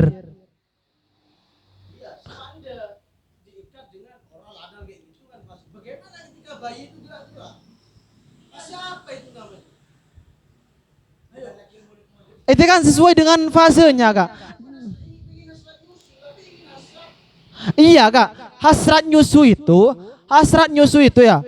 Saya semisal hasrat nyusu, kadang kan bayi ketika mau ingin nyusu nangis gitu kan. Kan ada kaitannya juga dengan dia itu membutuhkan sesuatu. Makanya saya perlu tanya, memaksa. bagaimana sebenarnya libido itu berkutat di dalam diri manusia. Dari lahir bagaimana dia muncul, kemudian mempengaruhi terhadap apa saja. Jangan kemudian ikat dengan fase oral anal. Saya tanya kayak gini, bayi itu kan gerak-gerak tuh. Kalau lahir gerak kan, baik itu di fase oral, fase anal itu. Nah, hasrat bergerak ini bicara secara behaviorisme. Hasrat bergerak itu libido apa? Fase apa itu namanya? Iya, saya tanya kayak gitu. Makanya lebih pada libido aja, gak usah pada mengarah pada struktur kepribadian ego dari tadi itu. Itu mudah sekali untuk dipahami. Tapi berbicara libido karena itu tekanan biologis kan kayak gitu. Iya kan? Itu yang sebenarnya harus diperdalam dulu. Libido itu seperti apa? Baik struktur fungsinya, kemudian bagaimana dia muncul dan mempengaruhi apa saja. Jangan kalau fase oral libidonya begini-begini. Itu kan hanya apa namanya ya? Jenis saja atau mengidentifikasi lah bahwa kalau umur sekian sampai sekian itu biasanya libidonya terletak di mulut, pengen nyusu terus, nangis, pengen makan ini gitu, pengen minum dan sebagainya. Terus hasrat bergerak itu merupakan itu kan, apa gitu itu? kan? Merupakan suatu apa ya? Karena keinginannya itu tidak terpenuhi waktu itu gitu kan. Seperti hanya gini kak. Iya kalau ada di fase oral, keinginan berarti untuk nyusu gitu kan. Titik tekannya mulut gitu kan. Tapi berpengaruh terhadap badan yang lain.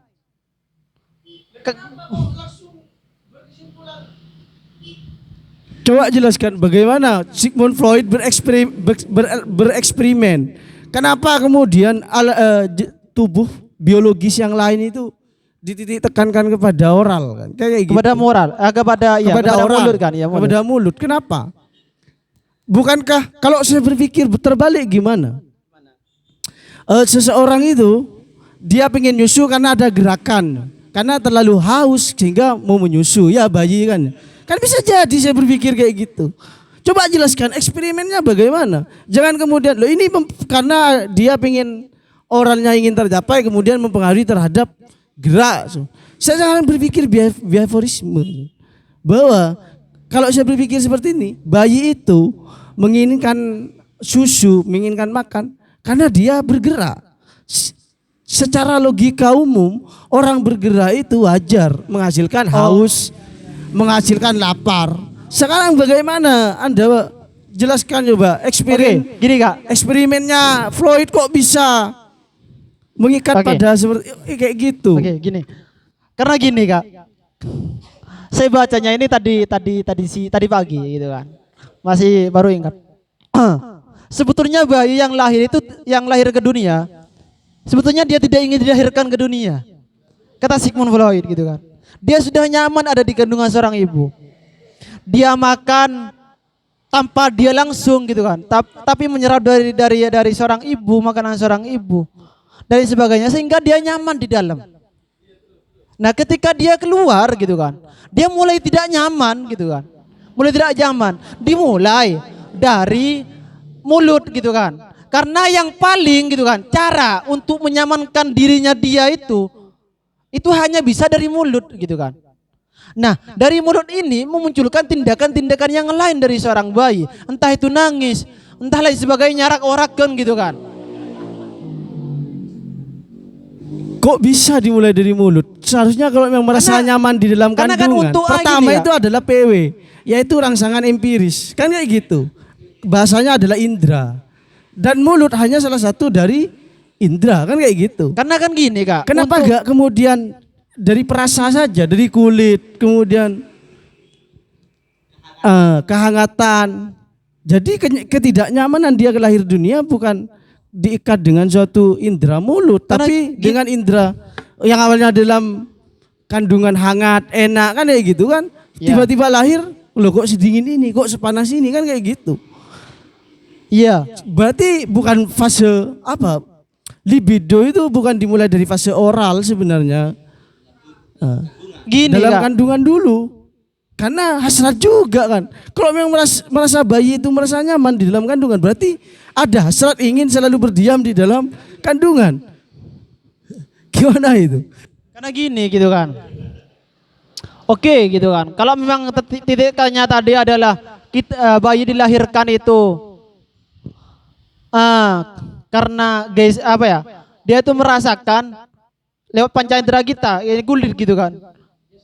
Salah satunya gitu kan. Ya salah satunya juga gitu kan. Karena untuk apa ya? Untuk menyamankan dirinya itu Kak, ketika lapar dan sebagainya itu salah satunya. Salah satunya gitu kan. Yang sangat berpengaruh itu adalah mulut. Ketika ada energi gitu kan, ada gizi yang masuk terhadap mulut, itu akan mempengaruhi terhadap energi-energi yang lain yang ada dalam tubuh kita gitu kan. Seperti hanya lapar saja Kak gitu kan. Hasrat lapar. Kalau kita laparnya hanya biasa-biasa saja, maka gerak kita itu mungkin nggak biasa juga gitu kan. Impetusnya kita itu akan biasa juga. Karena rangsangan yang ada gitu kan masih sedikit gitu kan, sumbernya masih sedikit. Ketika orang sudah lapar sangat gitu kan, maka dia akan bergerak sesuai dengan gerakannya. Bisa itu gerakannya bisa mencuri, tidak memandang itu adalah super ego, enggak gitu kan. Bisa radikal gitu kan, merampas punya orang gitu kan, dan sebagainya. Nah sama dengan bayi gitu kan. Karena mulai sejak di bayi di kandungan itu dia nyaman gitu kan. Dia nyaman, lalu keluar itu merasa lapar gitu kan. Merasa ada hal yang tidak nyaman dalam dirinya gitu kan, sehingga menggerakkan gitu kan. Karena mau jalan nggak bisa, mulainya nggak bisa. Maaf, fase anal Kak, fase oral, mulut dulu. Bukan Kak, fase anal itu hanya keluarnya saja gitu kan, untuk mengatur dubur gitu kan. Mengatur dubur itu contohnya biar tidak homoseksual ketika besar, biar tahu caranya mengelola dubur seperti apa gitu kan. Baik cara pembuangannya di mana, kapan gitu kan. Kadang-kadang anak seorang bayi itu kan kalau fase anal gitu kan, fase anal kan kor nyaba gitu kan. Nah itu kan kadang juga dia itu ketika dia sudah BAB gitu kan, dia kan sudah menandakan tidak nyaman kayak gitu kan, dan sebagainya. Nah hal itu oleh seorang ibu itu diberikan pengetahuan secara kontak langsung gitu kan, bahwasanya oh ini cara untuk membersihkan gitu kan, seharusnya dibuangnya ke sana gitu kan. Hal itu tidak disadari oleh kita gitu kan. Itu fasenya, bukan fasenya sih. Menurut Sigmund Freud demikian. Dapatnya dari mana? Coba jelaskan secara perinci bagaimana seorang bayi itu punya libido. bagaimana seorang bayi itu punya libido, jelaskan secara rinci. Punya Karena hasrat. saya kan dididik bagaimana seorang bayi itu kan tidak memiliki hasrat kan kayak gitu. Nafsu, kalau pakai teori John Locke anggaplah kertas putih kan kayak gitu. Bagaimana libido itu kemudian Freud memberikan statement bahwa setiap bayi yang lahir, bahkan bukan yang lahir, bayi yang sudah menjadi janin dalam kandungan sudah ada libido kan kayak gitu. Itu Sebetulnya sudah ada kan? kok bisa Freud bisa beranggapan seperti itu? Bagaimana latar belakang sehingga menghasilkan statement seperti itu? Karena ini ngawur loh untuk diteliti kan? Susah. Untuk diteliti susah. Tapi untuk dipercaya juga ngawur kan kayak gitu. Tapi saya percaya Kak. Lah gak bisa, ini diskusi, gak bisa percaya kayak gitu. Minimal kalau memang Anda percaya, coba Anda ceritakan minimal basis experience lah, paling amatir lah. Pengalaman lah. Masa Anda dalam kandungan punya hasrat? Ya itu hasrat, kena kan gini Kak, gitu kan. Libido itu, saya ulang kembali, libido itu ada di id gitu kan. Prinsipnya harus di kenyamanan. Kenapa kok Sigmund Freud sampai mengungkapkan bahwasanya dimulainya itu sejak lahir gitu kan? Iya maksudnya untuk hasratnya itu Kak, untuk hasratnya itu muncul sejak lahir gitu kan. Sehingga representasinya lewat mulut gitu kan. Lewat mulut fase oral gitu kan.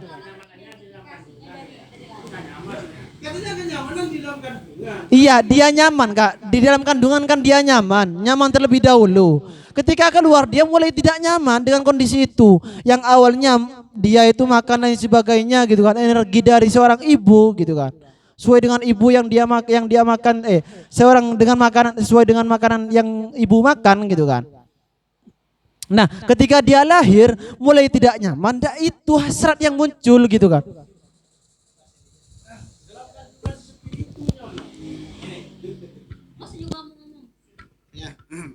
Kecek satu.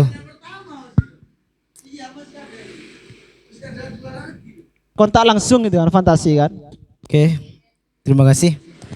Saya mencoba menjawab pertanyaan dari Kak Ang berkenaan dengan bagaimana Sigmund Freud itu menggambarkan bahwasanya seorang bayi itu memiliki libido. Meskipun jawaban saya ini atas dasar jawaban tidak sepakat terhadap pemikiran Sigmund Freud. Kenapa saya berkata demikian? Karena bagi saya apa yang disampaikan oleh Sigmund Freud itu berdasarkan dari halusinasi. Oke, jika semuanya dilahirkan ke id, karena memang patut dan memang rasional kalau memang dilahirkan ke struktur kepribadian yang disampaikan oleh Sigmund Freud. Bagaimana kalau kata Sigmund Freud itu mengatakan, Freud itu mengatakan bahwasanya yang paling dominan di struktur kepribadian itu adalah id, alam bawah sadar. Tapi hal ini terjadi harus kita seandainya dalam Al-Quran itu ada asbabun nuzulnya. Kenapa Sigmund Freud itu mengatakan bahwasanya id itu paling dominan? Ini terjadi karena suatu kesempatan Sigmund Freud itu melihat gunung es. Dan dia itu mengatakan bahwasanya alam bawah sadar itu pengaruhnya lebih besar ketimbang alam sadar. Itu dibuktikan dengan adanya gunung es. Gunung es yang di atas itu sebenarnya kecil, yang paling besar itu di bawah yang tidak nampak. Sama halnya dengan alam bawah sadar. Alam bawah sadar itu tidak nampak dan sama seperti itu. Dan kalau berbicara bagaimana bayi digambar memiliki libido, karena itu berdasar dari kengawaran tadi. Dia tidak mencoba melihat realitas alamiah lainnya, hanya berpatokan pada satu statement awal yang memantik dia sehingga memiliki pemikiran id, ego dan superego tadi. Dalam artian dia mengatakan bahwasanya bayi sudah memiliki libido karena yang terjadi pada usia bayi itu semua berdasarkan insting. Sedangkan insting itu berangkat dari alam bawah sadar. Itu dimantik Sigmund Freud sehingga menghasilkan pemikiran yang demikian. Meskipun kalau bagi saya apalagi berbicara persoalan kenyamanan lain sebagainya, kalau saya amati selama saya mengasuh bayi ponaan mulai dari ponaan pertama sampai yang sekarang, itu kenyamanan seorang bayi itu tidak melulu persoalan mulut. Dalam artian tidak hanya melulu persoalan oral. Termasuk kalau kata Kang tadi itu mereka itu kadang nyaman dengan gerak. Ada mereka yang bergerak bukan hanya karena lapar, tapi mencari seandainya kita itu mencari sensasi baru, mencari kesenangan baru. Hingga kalau anak di bawah seingat saya ke atas umur 7 bulan, maka kebiasaan mereka itu kebiasaan seandainya kita, seusia kita, kebiasaan mereka itu kebiasaan lompat-lompat ketika dipegang. Bukan lagi kebiasaan nyusu terus. Dan itu perlu memang ditanyakan kalau yang seperti ini itu masuk kategori apa? Oral atau anal dan sebagainya. Jadi kalau bagi saya ini memang berangkat dari statement awal hingga melahirkan struktur kebiasaan tadi sehingga membuat Sigmund Freud itu mengklaim atau memvonis bahwasanya bayi itu sebenarnya sudah memiliki libido. Meskipun pada hakikatnya libido seperti apapun kita katakan, libido itu meskipun berangkat dari alam bawah sadar itu juga tidak akan pernah terlepas dari apa ya bahasanya. Jadi kefitrahan diri manusia itu sendiri. Itu yang tidak bisa kita hindari bahwasanya kalau bahasa kan mengatakan junlok lain sebagainya, tapi kalau Islami saya sekarang ya. Kalau psikologi Islam itu mengatakan mereka itu masih dalam keadaan fitrahnya. Dalam artian mereka itu hanya akan terpengaruh dengan lingkungan sosialnya. Dengan mereka akan menjadi pencuri jika mereka hidup lingkungan pencuri. Atau bahasanya mereka akan menjadi manusia dengan hasrat seksualitas tinggi, dengan libido tinggi jika didikannya ya ke sana atau lingkungannya demikian. Mungkin hanya itu di saya.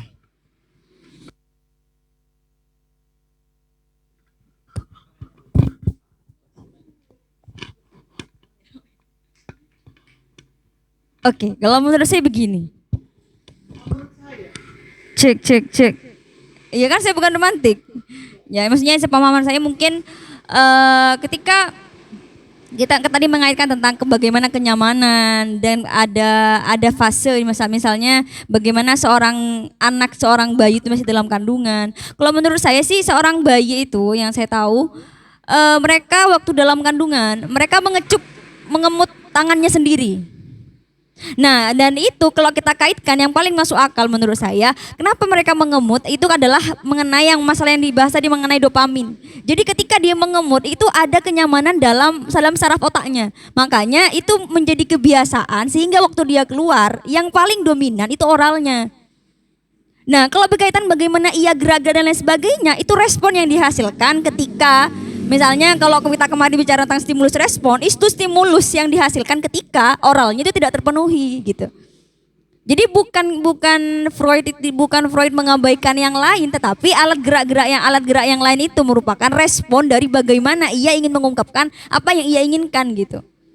Kenapa? Karena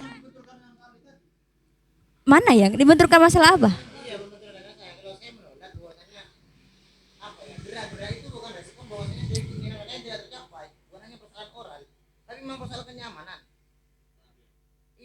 Nah iya maksudnya. Baru saja melaksanakan oralnya, baru saja disusui.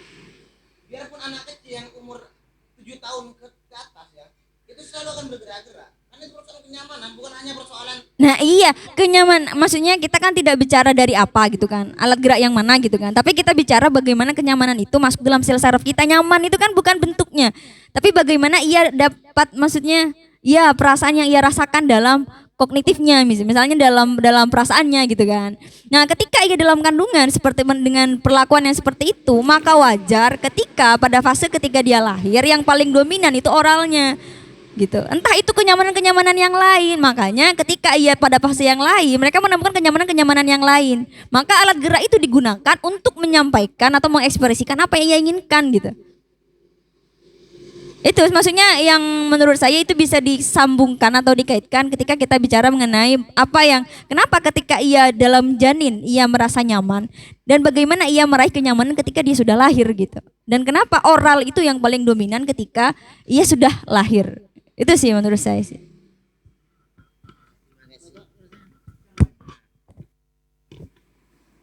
Halo. Sebenarnya ini psikologi ini sangat membingungkan bagi saya ya. Halo. Yang tadi apa namanya? Kenyamanan. Tadi sudah bahas tentang banyak bahwasannya itu gini. Saya pengen mengutarakan unek-unek saya aja tentang kenyamanan itu. Kenyamanan kan itu kan di dalam kandungan, katanya Sigmund Freud itu adalah di bayi itu di dalam kandungan itu semua terpenuhi. sehingga menciptakan sebuah kenyamanan. Keadaannya hangat di dalam karena ada di dalam perut kan kayak gitu. Ketika dia itu lingkungannya yang dingin, gak stabil lah lingkungannya. Nah, untuk itulah menurut Sigmund Freud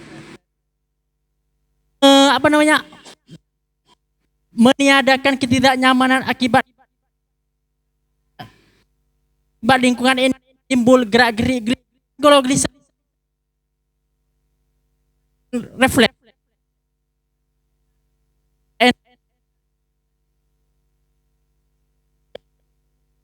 Bukan rangsangan untuk apa? Untuk makan, sehingga yang makan tidak tenang. Saya tanya, siapa yang makan yang tidak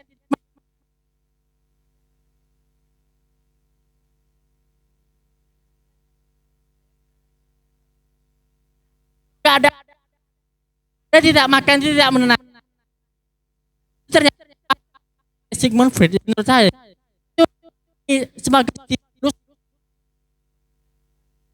sebagai fase. Apa dengan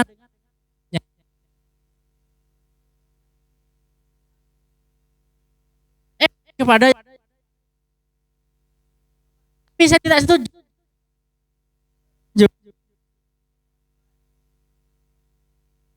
meskipun makan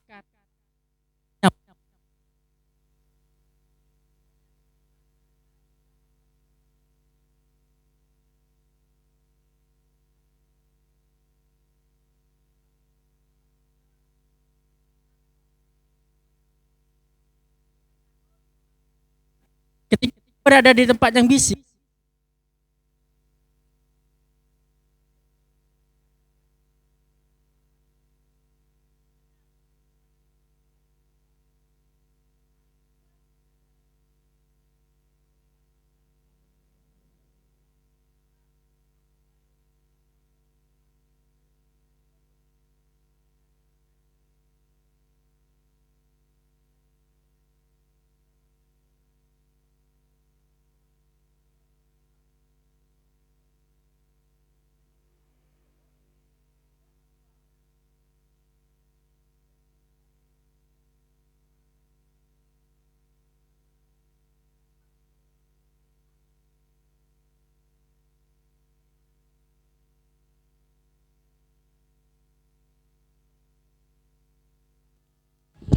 Ini kan masih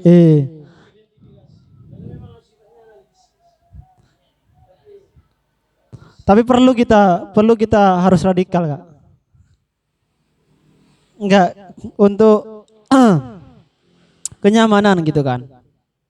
Kenapa kok Sigmund Freud itu hanya menegakkan pada mulut gitu kan?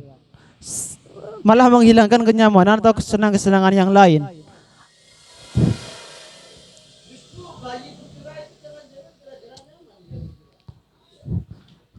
Karena gini gitu kan, libido itu kan, saya ungkap kembali, libido itu ada di id. Libido ada di id. Yang mana id itu gitu kan, tidak mengenal ruang dan waktu. Ia tidak mengenal ruang dan waktu, dimanapun dan kapanpun. Intinya dia senang makan, karena yang dianalisis Freud gitu kan. Yang dianalisis Freud, yang diamati Freud gitu kan.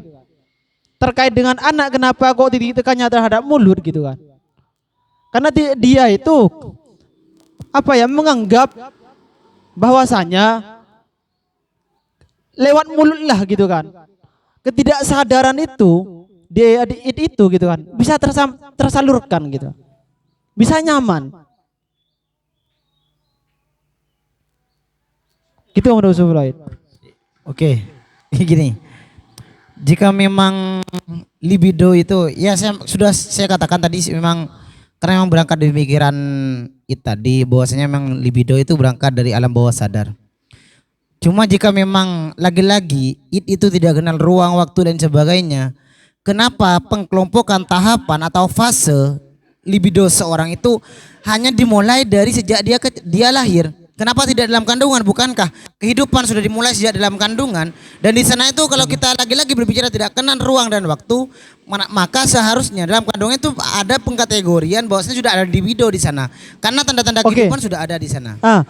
Karena di apa ya? Di kandungan itu gitu kan. Hasrat itu sudah terpenuhi. Hasrat oral itu sudah terpenuhi. Kan saya sudah bilang tadi bahwasanya di kandungan gitu kan. Kenapa kok hasrat libido tidak muncul? Karena dia terpenuhi dari sang ibu gitu kan. Dari sang ibu sudah terpenuhi semuanya. Oral gitu kan. Makanya kan dimulai gitu kan. Dimulai dari hal yang baru. Maka harusnya memang oral itu dimulai di dalam kandungan, bukan dari setelah lahir. Kan oral sudah terpenuhi. Hasrat itu muncul ketika itu dibutuhkan, gitu kan. Berasal dari kebutuhan. Kan saya bilang tadi, ada dorongan. Dorongan itu dimunculkan dari insting. Insting itu dimunculkan dari hasrat. Hasrat itu dimunculkan dari kebutuhan. Nah, ketika di dalam kandungan, itu proses motivasi, prinsip motivasional dari Sigmund Freud gitu kan. Nah, ketika hasrat itu sudah selesai, ketika hasrat kebutuhan itu sudah terpenuhi di dalam kandungan, ngapain masih muncul gitu kan? Kan sudah terpenuhi. Nah, ketika lahir ada kegelisahan, ketidaksenangan gitu kan, ketidaknyamanan dari seorang bayi, maka itu muncul, hasrat itu muncul. Maka perlu. Makanya gitu kan, seorang bayi itu sebenarnya gitu, tidak nyaman dia dilahirkan. Apa yang dopamin? Itu kan sudah besar tadi Kak. Pelampiasan ego sudah persoalan ego lagi gitu kan. Katanya tadi ketika itu sudah terpenuhi ngapain masih muncul kan kayak gitu. Masa oral saya itu bukan sudah terpenuhi, sudah lebih ya. Objeknya yang beda Kak gitu kan. Kak, yang membedakan itu adalah objek. Yang membedakan ya persoalan contoh kasus itu. Tapi kan masa oralnya kan masih ada. Berarti kan tidak semuanya yang terpenuhi itu kemudian tidak akan diulangi lagi karena ada proses ketagihan. Jadi hasrat sudah hilang, tapi karena ada kenyamanan tadi. Apa istilahnya itu refleks lah, bahasanya ini adalah refleks. Contoh tiba-tiba seseorang itu garuk-garuk kan kayak gitu kan. Kalau dia walaupun gatal gak gatal, kadang kan aduh garuk.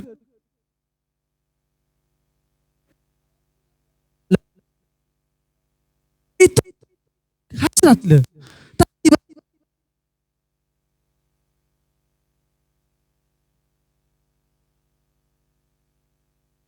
Nah itu nama-nama bagaimana ketika semua libido itu tidak semestinya lagi kata pikirin suatu mennya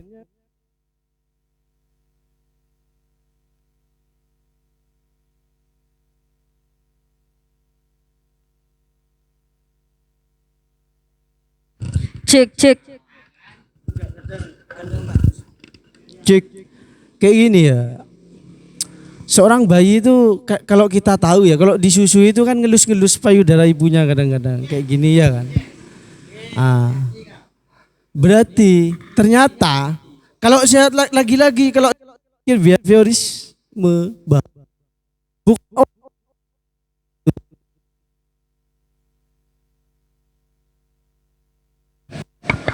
Gini Kak, gitu kan.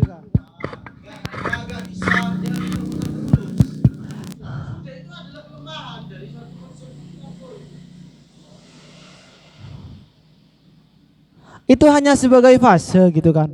Fase hasrat cuma. Fase hasrat muncul. Sedangkan fase hasrat itu muncul sesuai dengan kebutuhan-kebutuhannya. Jika yang dibutuhkan itu, jika dia butuh masa umur 18 tahun, gak ada masalah. Tapi Freud itu hanya memetakan gitu kan.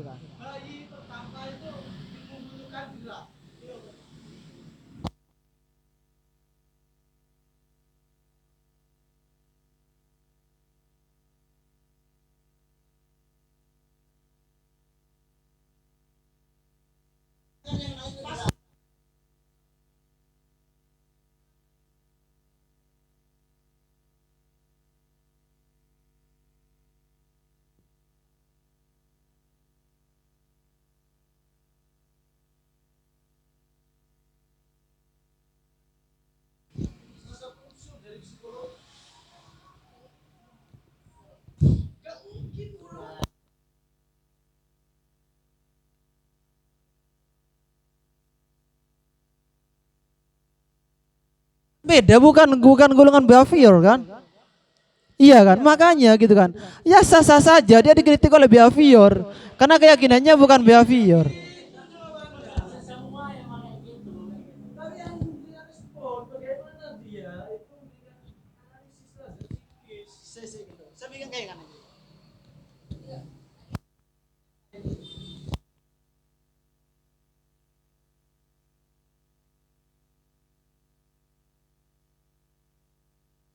Cek cek. Nah, tadi kan ketika kita itu membahas mengenai proses.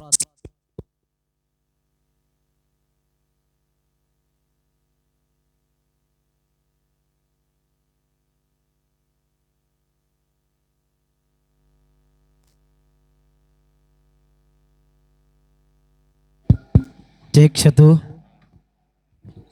Cek cek. Ketika tadi kan yang menjadi apa kebingungan kita itu ketika bayi itu sebenarnya kata Sigmund Freud tadi, bayi itu sebenarnya tidak ingin dilahirkan karena dari yang sudah kebiasaan.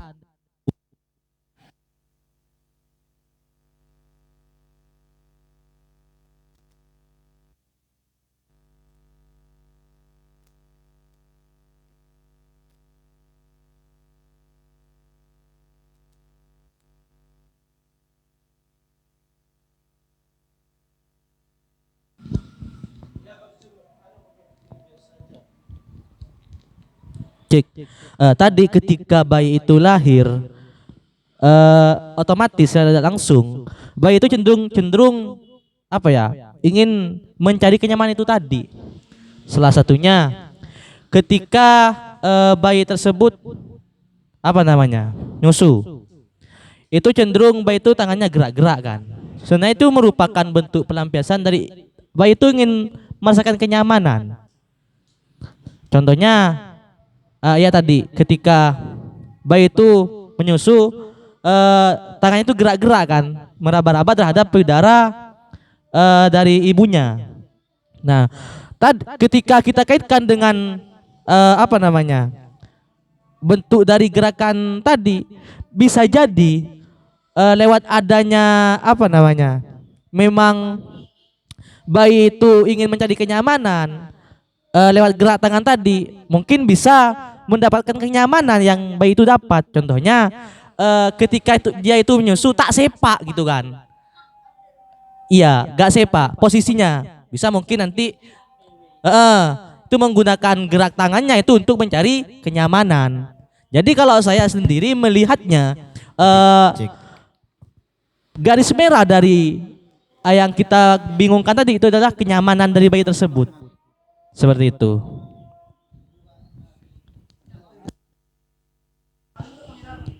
Jeda